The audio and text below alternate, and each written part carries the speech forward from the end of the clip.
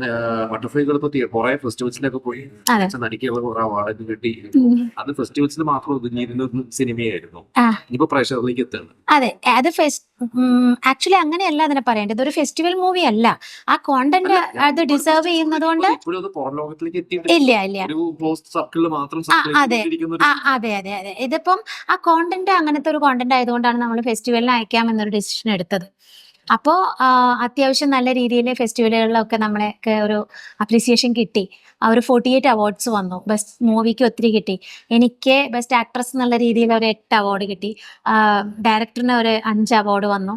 എഡിറ്ററിന് വന്നു. അങ്ങനെയൊക്കെ വന്നു. ഇതിലെ നായികയാവാൻ തീരുമാനം എടുത്തത് എപ്പോഴായിരുന്നു? അങ്ങനെ നായിക എന്നൊന്നും പറയരുത്. ഇതിലെ സെൻട്രൽ ആ ക്യാരക്ടർ ചെയ്യാൻ തീരുമാനം എടുത്തത് അപ്പൊ തന്നെ അതെന്താന്ന് വെച്ചാല് നമ്മൾ ഫസ്റ്റ് ഞാൻ നേരത്തെ പറഞ്ഞല്ലോ ഒരു വേറൊരു സിനിമ ചെയ്യാൻ തീരുമാനിച്ച് അതിന്റെ 2 മാസത്തെ പ്രീ പ്രൊഡക്ഷൻ ഞങ്ങൾ മൊത്തം ഓൾ ക്രൂ ആയിട്ട് നടന്നുകൊണ്ടിരിക്കുമ്പോഴാണ് സെക്കൻഡ് കോവിഡ് വന്നത്. അതൊരു പെർട്ടിക്കുലർ ഒരു പ്ലേസ് വെച്ചിട്ട് നടക്കേണ്ടതായിരുന്നു. ആ ലൊക്കേഷൻ ആ സമയത്ത് പിന്നെ കിട്ടാണ്ടായി. അത് ജയസൂര്യയൊക്കെ ആയിട്ടുള്ള ഒരു പടമായിരുന്നു. അതങ്ങനെ നീങ്ങിപ്പോയി. അപ്പൊ അസംബിൾ ചെയ്ത ടെക്നീഷ്യന്മാർ എല്ലാവരും വർക്ക് ചെയ്യാനായിട്ട് നിൽക്കുന്ന ആ ഒരു എനർജി ഉണ്ട്, അത് പോവണ്ടെന്ന് വെച്ചിട്ട് എല്ലാവർക്കും തന്നെ അഡ്വാൻസും പോയതായിരുന്നു.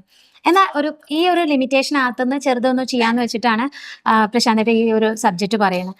ഇത് കേട്ടപ്പോൾ തന്നെ ഇത് എല്ലാവരും അറിയണ്ട കാണേണ്ട ഒരു സംഗതിയാണ് എന്ന് തോന്നി. എന്നാൽ നമുക്കിത് ചെയ്താലോ എന്ന് വെച്ച് ചെറിയതായിട്ട് തുടങ്ങി വലിയതായി വന്നു.